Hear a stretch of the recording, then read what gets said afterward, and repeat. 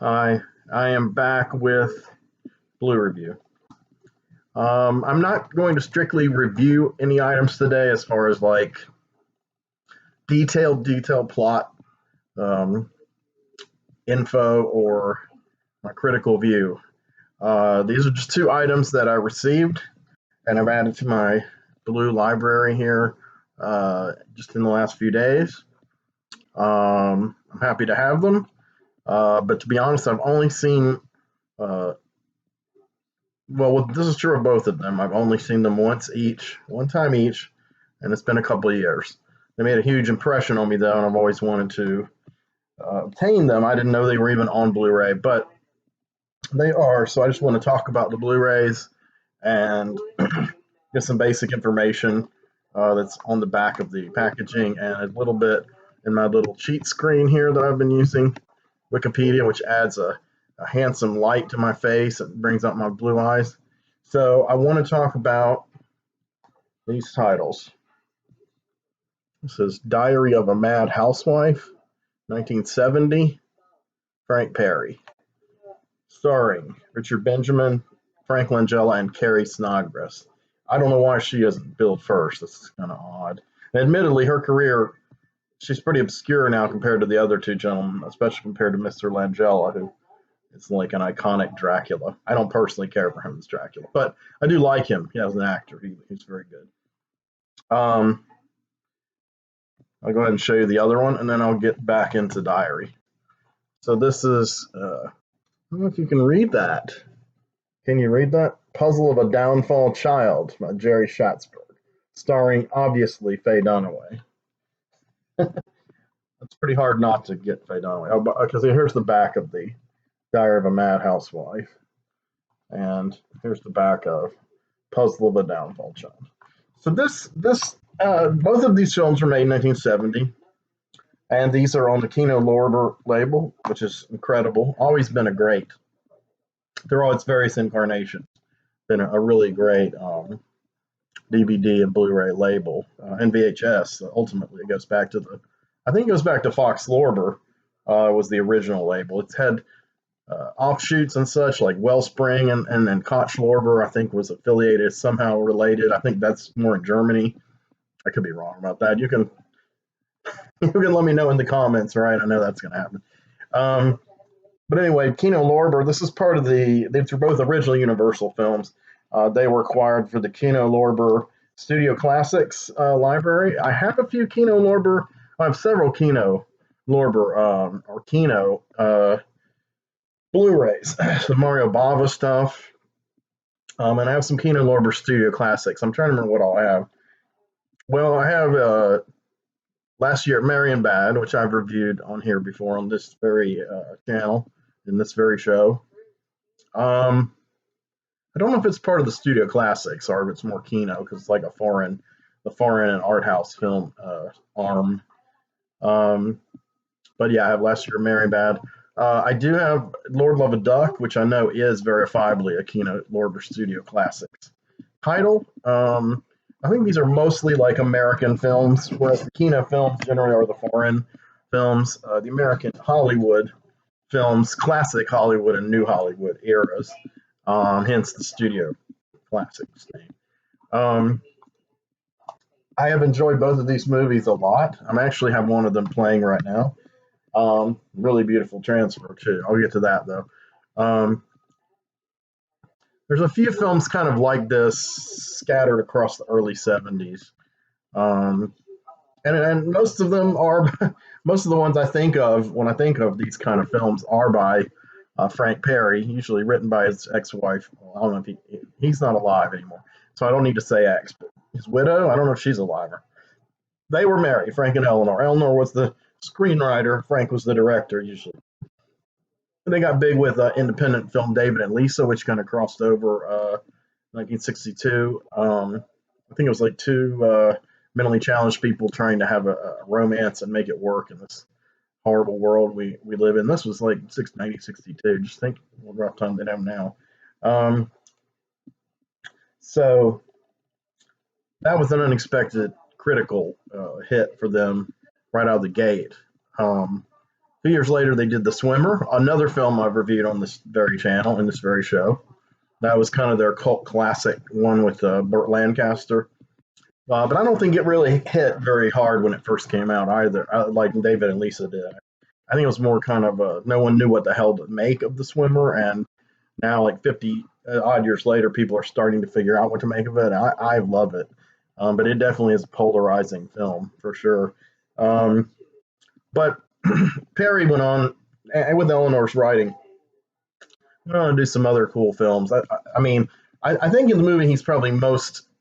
A lot of people don't know him by name that he did this film, but I think the film of his oeuvre that is the most known across the generations, popularity-wise, maybe as a cult movie, is Mommy Dearest, also with Faye Dunaway, where she plays Joan Crawford. Now, that's much later than these films. This is the mid-'80s when they did Mommy Dearest. And, of course, John Waters has been a big champion. I think he even did a kind of like a kitschy audio commentary on the DVD that I used to have. I don't own it anymore. But my ex-wife used to enjoy watching it quite a bit, and so I've seen it a lot. And it's a good movie. It is interesting, but I don't think it compares to The Swimmer or these early 70s dramas they did.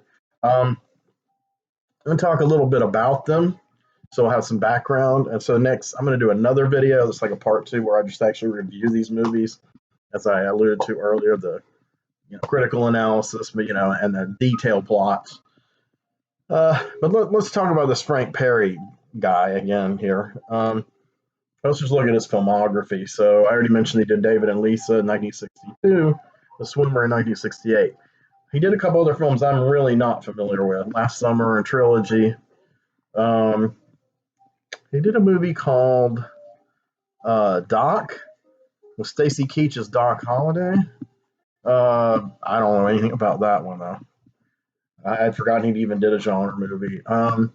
But he did the notable ones here, other than, as I mentioned later on, Mommy Dearest. The two ones that I kind of that have a similar vibe to me, and I guess they're kind of continuing on with this kind of oblique vibe that The Swimmer has. I would kind of almost call them, I guess if I were having a term for them, I'd kind of call them like suburban alienation films. Yeah, and The Swimmer would definitely be that one kind. I mean, of that genre, if a genre such as that existed. But Diary of a Mad Housewife, which we're talking about here, fits neatly into that. That was 1970. And then the other film of his I've seen, which I have not seen most of his films, is Play It As It Lays with Tuesday Weld and Anthony Perkins from 1972. I adore that film. I'm hoping that'll also come out on Blu-ray. I really, really would like to have it. I can't remember if I have a burnt copy. I have a number of Tuesday Weld films that I burnt from rarelust.com last year. Walk the Line and Pretty Poison and at least 2 others. That is actually 3 if you count a upgrade of Looking for Mr. Goodbar, which she was nominated for Best Supporting Actress at the Oscars for, and a long-time favorite film of mine, and never ever released properly on home video. Well, briefly on VHS, but never on DVD. No digital medium and no Blu-ray yet. So I have a bootleg of it I received. And of course, I saw the first. I don't want to say it was its premiere per se, but it was the first time, at least in years, that it had been shown late at night on TCM a few years ago. And I compared that to the bootleg print I had, and it was a little bit better. The print I've got from Rare Lost promises to be pristine, like the TCM. Who knows? It could even be the TCM.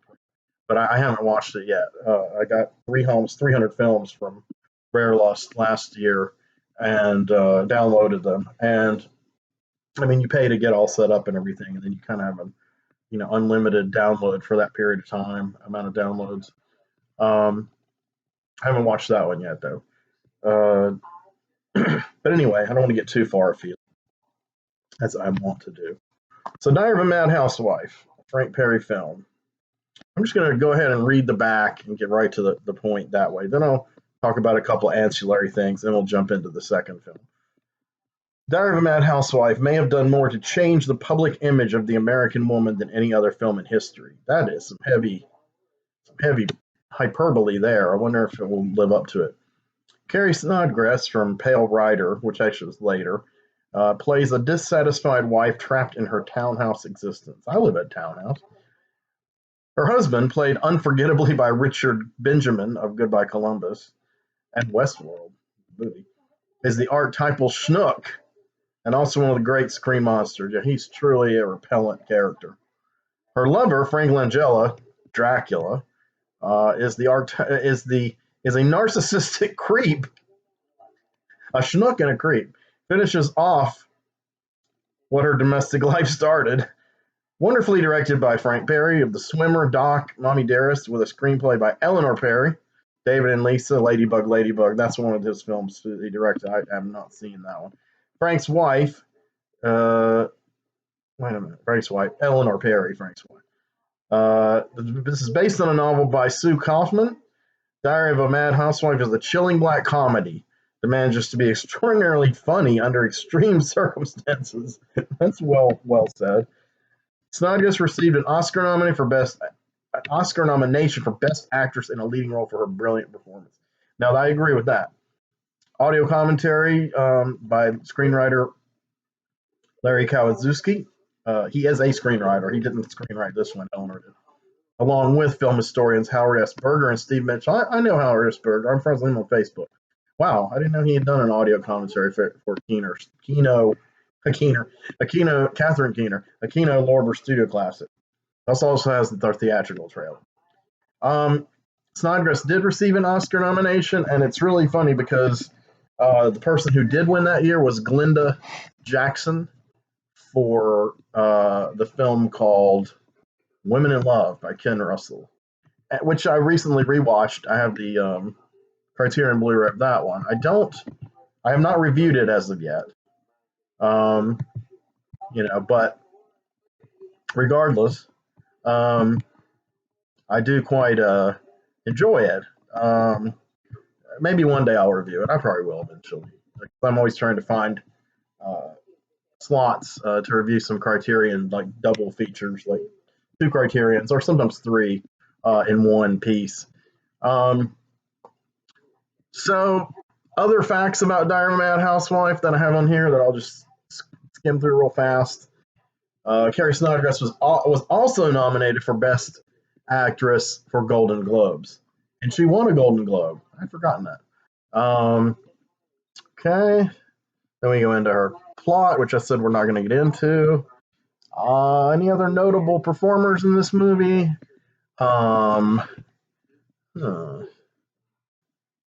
The Mexican-American dancer and actress Margot was in it. She was in The Leopard Man and Viva Zapata.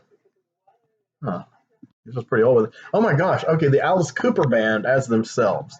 Now, I totally forgot that Alice Cooper was in this movie. Now, this was 1970. So this is before Love It to Death, or maybe the year that Love It to Death came out. So they were right on the cusp of getting big.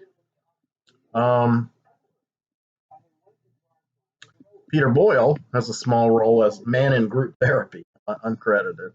And to be honest, I'm really not familiar by name with a lot of these other actors. When I watch it again, I'll probably go, oh, yeah, that guy. After years of being out of print, Kino Lorber released the film on DVD and Blu-ray for the first time in December 15th, 2020. So it had never been on, said it was only on bootleg DVD in 2014.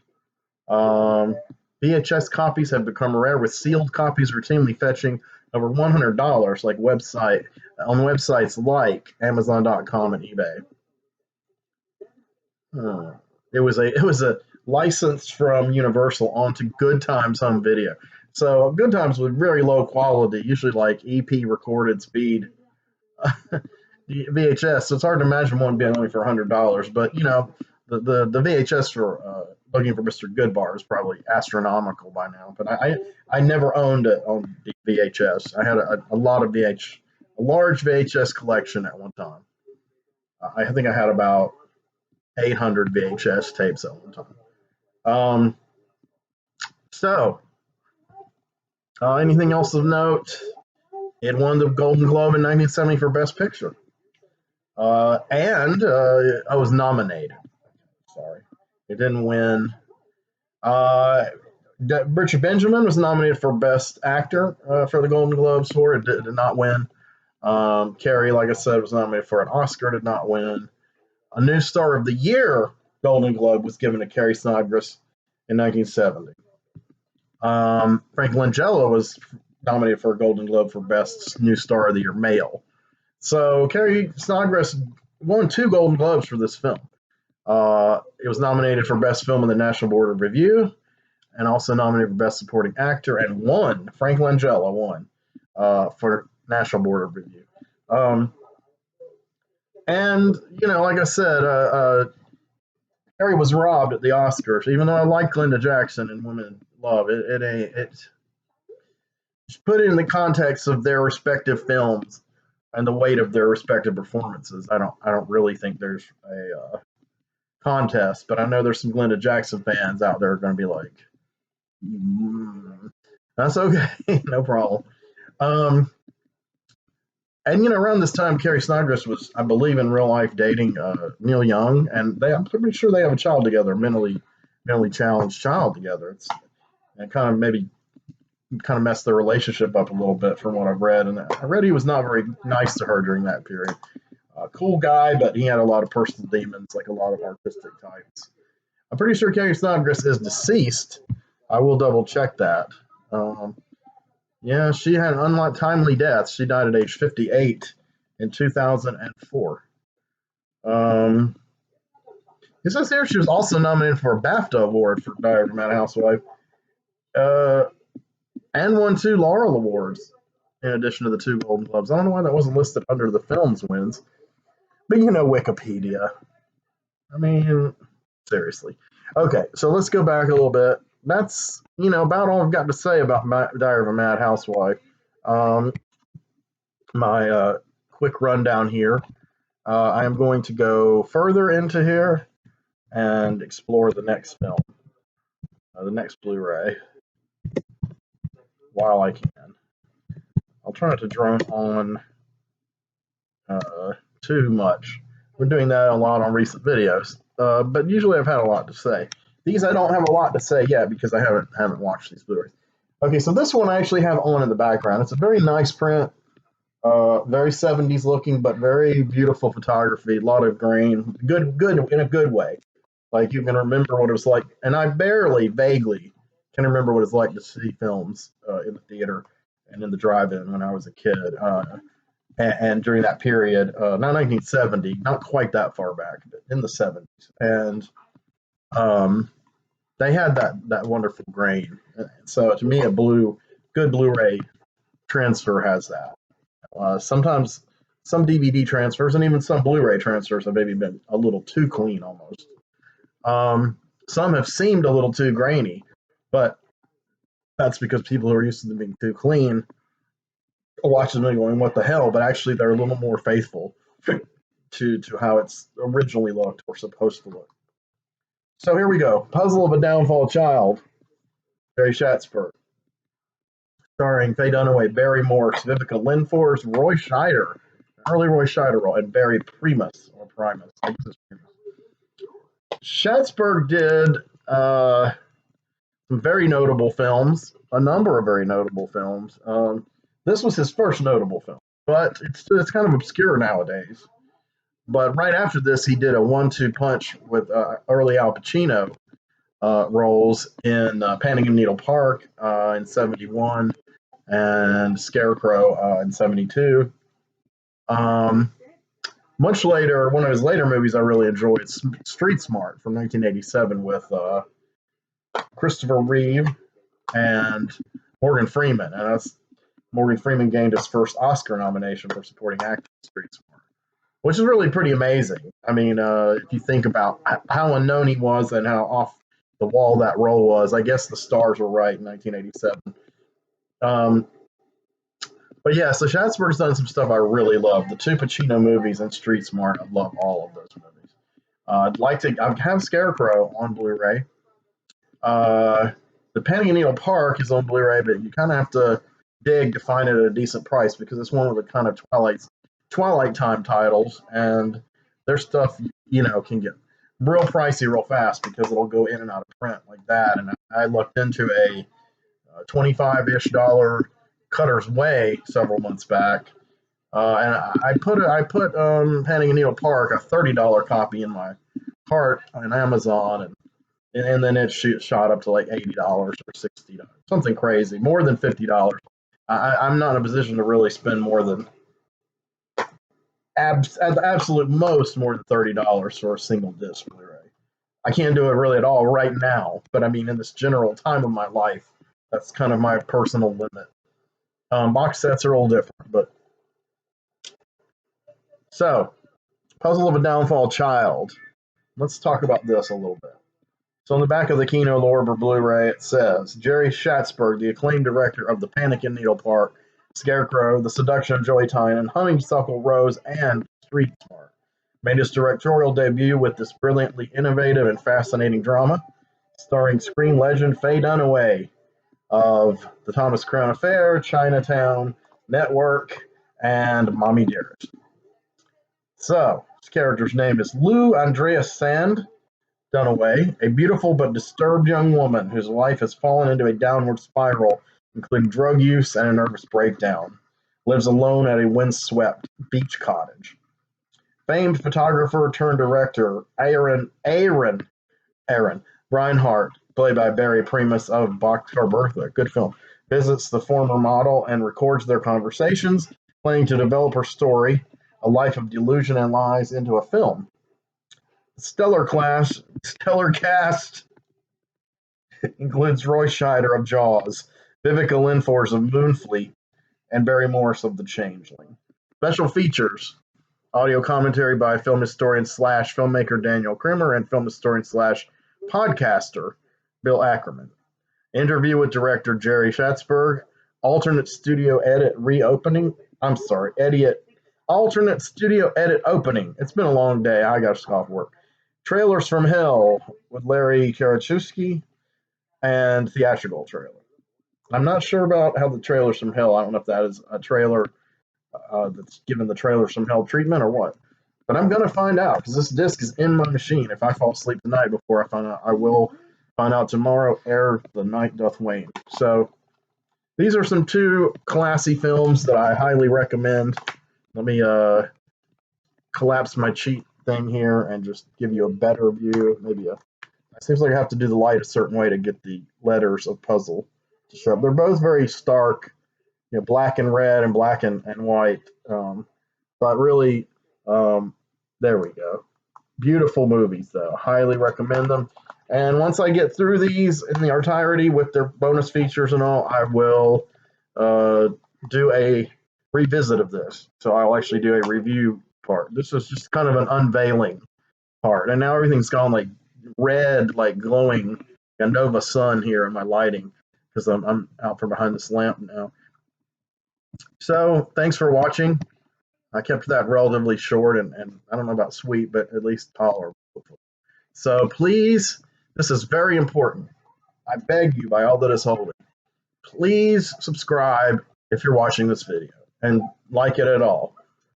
You'll probably like my other ones, or at least a lot of them. I do have different moods and things I talk about. And please, if you like it, give me a thumbs up. I have like 3 people that consistently give me thumbs up, but many more. Many, quite a number more than that watch my videos. At least 15 to 20 regular watch my videos, and sometimes more, amazingly. And I really appreciate it. But if you do watch it and you like it at all, then give me a thumbs up. It'll help me. It'll help YouTube do its algorithm, whatever kind of voodoo that it does. Who knows? Maybe I'll break big and become a next superstar on YouTube and become incredibly wealthy. And then I can get to the down and dirty task of saving the world. But that's probably never going to happen. But I still would really like those thumbs up and those subscriptions. So thanks. Take care.